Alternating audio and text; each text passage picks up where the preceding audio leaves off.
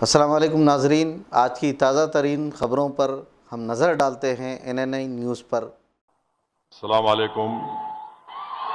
محترم chief minister وزیر اعلیٰ ریونت ریڈی صاحب،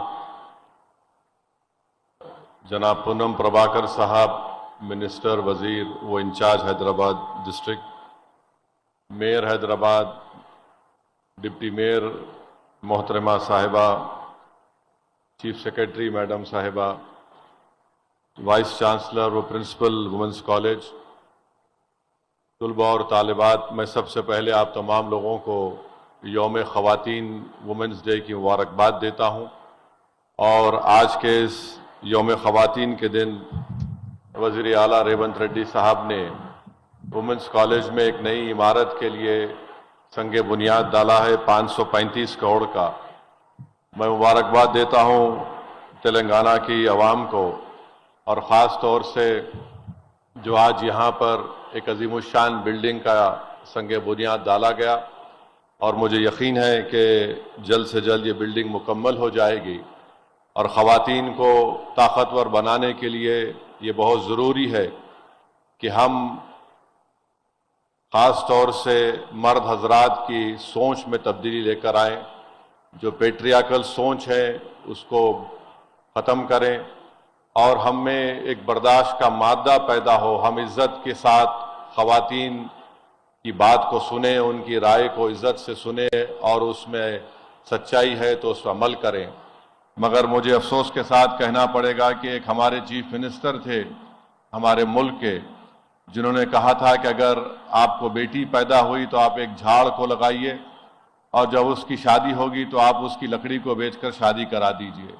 مگر افسوس کے ساتھ کہنا پڑتا ہے کہ وہ مکھیہ منتری آج اس دیش کے وزیر اعظم بن چکے ہیں۔ میں بتانا چاہوں گا کہ تلنگانہ میں سب سے زیادہ ہائیسٹ ڈینسٹی آف کالج ہے، اور second highest number of colleges per lakh population ہے۔ تلنگانہ میں گراس انرولمنٹ خواتین کا ہائر ایجوکیشن میں پورے انڈیا میں 28% ہے، تو تلنگانہ میں 41.6% ہے۔ پورے انڈیا میں percentage of female Muslim students بہت کم ہے، میل بھی بہت کم ہے، مگر سب سے زیادہ تلنگانہ میں پرسنٹیج آف گراس انرولمنٹ مسلم مہیلاؤں کا اور مردوں کا تلنگانہ میں ہے۔ اور 10% جو گرلز سکسیسفلی ہائر ایجوکیشن مکمل کیے مسلمانوں میں، وہ تلنگانہ میں ہے۔ اور ساتھ ہی ساتھ یہ بتانا ضروری سمجھتا ہوں کہ تلنگانہ میں جو جتنے PG کے کورسز ہیں اس میں زیادہ پرسنٹیج قریب 60% کے قریب خواتین کا ہے۔ میں اس موقع پر چیف منسٹر کا شکریہ ادا کرتا ہوں، اور ان کو یاد دلانا چاہتا ہوں کہ ان کے پارٹی کے مینیفیسٹو میں آپ نے کہا تھا کہ کانٹریکٹ اسسٹنٹ پروفیسرز کے پوسٹ کو آپ ریگولائز کریں گے۔ CM صاحب، یہ ایک بہت بڑا مسئلہ ہے، آپ ہمدردی سے اس کو غور کریے، کیونکہ 20 سال سے یہ کانٹریکٹ اسسٹنٹ پروفیسرز اس پر کام کر رہے ہیں۔